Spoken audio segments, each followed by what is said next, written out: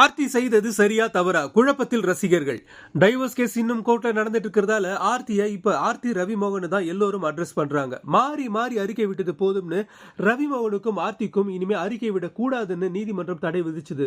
அதை தொடர்ந்து சமூக வலைதளத்துல மாறி மாறி பதிவு போட்டு எதிர்ப்பு தெரிவிச்சு வந்தாங்க. சில சமயங்கள்ல போட்டோக்கள் மூலமாகவும் தங்களுடைய பிரசன்ட் ஸ்டேட்டஸ் என்னன்னு ரிவீல் பண்ணாங்க.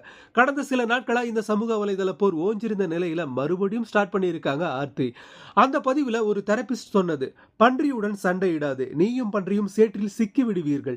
ஆனால் அந்த சேற்றை ரசிப்பது என்னமோ பன்றிதான் குறிப்பிட்டிருக்காங்க. இவங்க மறைமுகமா பாடகி கெனிஷாவை தான் தாக்கி பதிவு போட்டிருக்காங்கன்னு கமெண்ட் பண்றாங்க ரசிகர்கள்.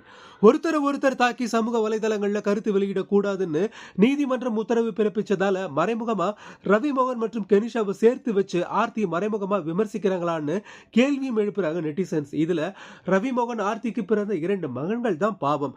சமீபத்தில் கூட ரவிமோகன் தான் சொந்தமா தொடங்கிய ரவிமோகன் ஸ்டுடியோஸ் தயாரிப்பு நிறுவனத்துல பாடகியும் தோழியுமான கெனிஷாவையும் பார்ட்னரா சேர்த்திருக்கிறது குறிப்பிடத்தக்கது.